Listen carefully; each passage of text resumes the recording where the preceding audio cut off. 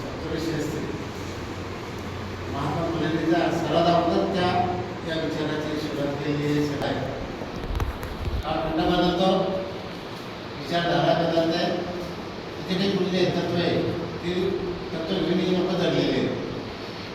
साधारणतः महाराष्ट्रामध्ये आपण पाहतो की 1920 नंतर जे जागतिक धोरण आले धावल्या त्यांनी सगळं बदलत चाल, सगळे क्षेत्रच बदललेले आहेत. आणि आता ते सगळे उदाहरणं तुम्हाला दिसते.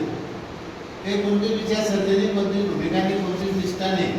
फक्त माणूस म्हणून जगायचं, जसं जसं दिसत तसं पाहायचं. माणूस म्हणून मी नाही मस्तवी माणूस म्हणून फिरायचा, जिथे जमन त्या कळपात घुसायचा, ते पाणी आणलं की दुसऱ्याच्या जवळपास अशी अवस्था झालेली आहे. हे निष्ठेने राहणारे लोक आहेत, प्रामाणिकपणे काम करणारे लोक आहेत, हे मूर्खात जगती व्हायला लागलेले आहेत. ज्या भारतीय राज्यघटनेमध्ये समाजवाद आणि धर्मनिरपेक्षता दोन शब्द घातले होते, ते काढून टाकले पाहिजेत. याच्यासाठी खरं काढून घटनादुरुस्ती झाली पाहिजे. तिथून सगळं सुरू आहे. मग कोणती लोकशाही मूल्य घेऊन जाणार आहे? पण सप्तऋषी सगळ्याच लोकांना असतील, या लोकांवरती प्रश्न होता की या समाजातला अज्ञान, शोषण, भ्रष्टाचार हे सगळं मुक्त होऊन एक चांगला सुंदर लोकशाही प्रधान समाज निर्माण झाला पाहिजे, हे ध्येय घेतले. हे कॉन्ट्रोवर्स वाटते आपल्याला. एका बाजूला समाजाचा विचार समजून दुसऱ्या बाजूला महात्मा गांधींचे विचार. पण तुम्हाला जर त्या लोकांसोबत जायचं असेल, क्रांती करायचं असेल, तर इथल्या सगळ्या सामान्य लोकांना सोबत घेतल्याशिवाय त्यांच्या उत्थानाशिवाय काम होत नाही. सप्तऋषींनी जाणलं होतं. डॉक्टर असून सुद्धा अत्यंत साध्या सरळ पद्धतीनं ते आयुष्यभर जीवन जगले, एकनिष्ठेने राहिले, अनेक मुलं आले, आमदार म्हणून निवडून गेले होते. तरी राजकारण करत असताना, समाजकारण करत असताना हे सगळं टिकलं पाहिजे. एक चांगले व्याख्यान युवक क्रांती दल त्यांनी स्थापन केलं.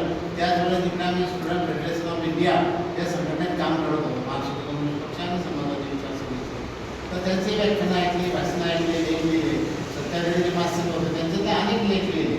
म्हणजे एखादा माणूस निष्ठेने कदा झपाटून जातो, शेवटपर्यंत कदा काम करतो आणि ते विचारसरणी कशी टिकवून ठेवते हे या माध्यमातून आपल्याला दिसते.